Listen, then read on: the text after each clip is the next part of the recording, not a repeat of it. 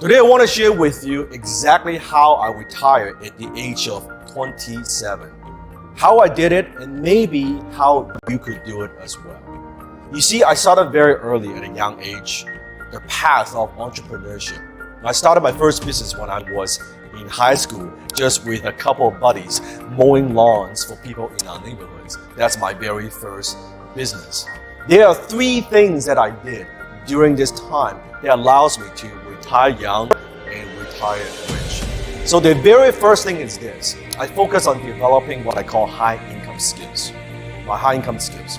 Skills that allow me to bring value to the marketplace in exchange of money. Now, I define high-income skills as skills that could make me $10,000 or more per month.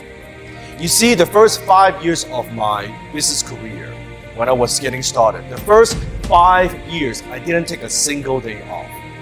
I was working 12 to 14 hours a day, 7 days a week for the first 5 years. While all my friends, they were out there drinking and having parties and chasing girls, I was fucking working. I sacrificed. I made a lot of sacrifices. I believe if you don't sacrifice for your dream, then your dream becomes your sacrifice. So I made a decision. I paid the price early on.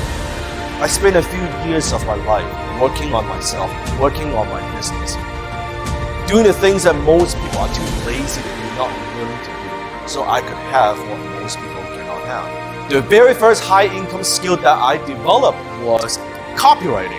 Now you might wonder what that is. Well, it's simply the skill to use words to sell. That's it. Print persuasion, or persuasion in print. And I was running a one-man advertising agency myself. If you watch the TV show Mad Men, that's kind of what I was doing. Without all this smoking and all that bullshit. But I was basically a marketing guy in my early 20s. Working with companies, working with entrepreneurs. And I was making $10,000 a month, $12,000 a month in my early 20s. And at the time, I thought it was like, I felt like $1 million. I thought it was the most money I've ever seen. And I did that. Then later on, I took that money, the income that I earned, I put that aside and I started, quote unquote, a scalable business. Now, if you want to retire early and retire young, one of the most important things that you have to know is noticing and identifying trends. At the time, I went onto the internet. I saw this trend on the internet. We were talking about back then, remember Netscape? Dial-up modem. I'm talking about Overture for pay-per-click. You know, good old days. You watching this young guys, you may or may not even know this, but I'm talking about Yahoo for search engines. Okay, Facebook and then later on Google. But I'm talking about that's when I got started back then, early, and I noticed the trend on the internet. And I was importing collectibles from Hong Kong, Bruce Lee collectibles actually, and I was flipping them on eBay. I was doing affiliate marketing. I was doing digital marketing online. I was selling digital products before PDF, before all these things were even plugged into software. All these things, and that's how my first bucket of money. Then I took that money and I sold some of those businesses, so I cashed out. And I took that money and I invested in real estate. Then my investments are able to support my lifestyle. That's how I retired at the age of 27. But here's one thing I've learned through that experience.